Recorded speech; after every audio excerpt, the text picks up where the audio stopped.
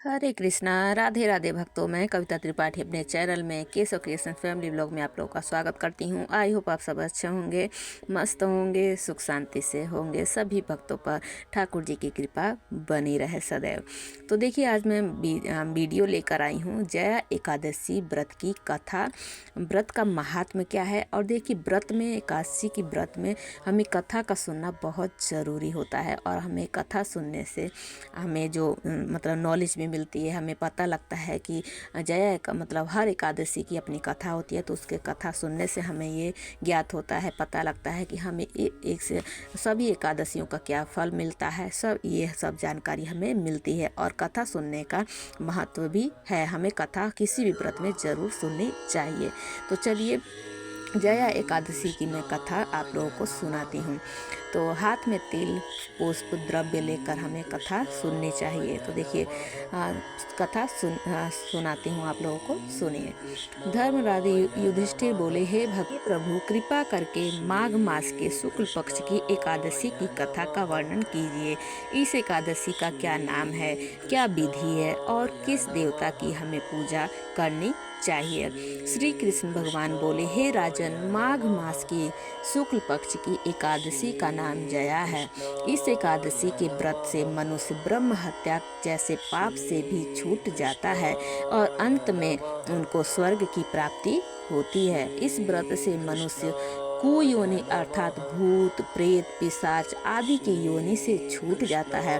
अतः इस एकादशी के व्रत को विधि पूर्वक करना चाहिए। हे राजन, मैं एक पौराणिक कथा कहता हूँ।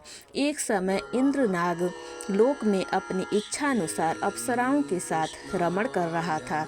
गंधर्व गान कर रहे थे। वहाँ गंधर्वों से प्रसिद्ध पुष्पवंत, उसकी लड़की तथा चित्रसेन की स्त्री मलिन, ये सब थे। उस जगह मलिन का लड़का पुष्पवान और उसका लड़का माल्यवान भी था। उस समय पुष्पवती नामक एक गंधर्व स्त्री माल्यवान को देखकर मोहित हो गई और कामवाड़ से चलायमान होने लगी। उसने रूप, सौंदर्य, हाव भाव आदि द्वारा माल्यवान को वश में कर लिया।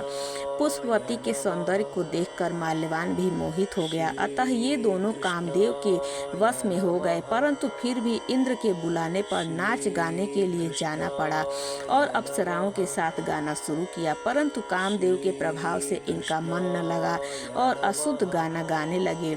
इनकी भाव भृंगियों को देखकर इंद्र ने इनके प्रेम को समझ लिया और इसमें अपना अपमान समझ इंद्रदेव ने इन्हें श्राप दे दिया कि तुम स्त्री पुरुष के रूप में मृत्यु लोक में जाकर पिशाच का रूप धारण करो और अपने कर्मों का फल भोगो।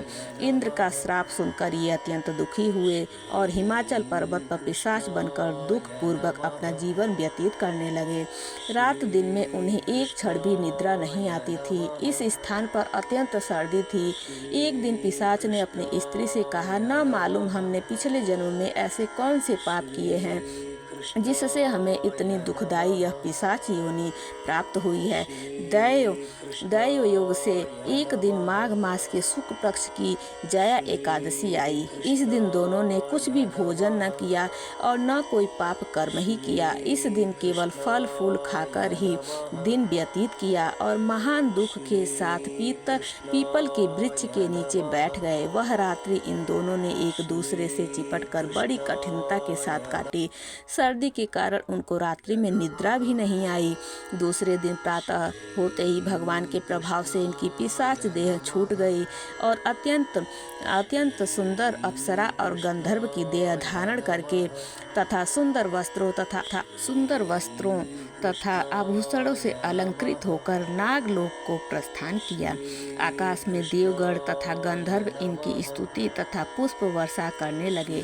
नागलोक में जाकर इन दोनों ने देवराज इंद्र को प्रणाम किया। इंद्र को भी इन्हें अपने प्रथम रूप में देखकर महान आश्चर्य हुआ और उनसे पूछने लगे कि तुम अपनी पिशाच देह से किस प्रकार छुटकारा पाए हो, सब बतलाओ।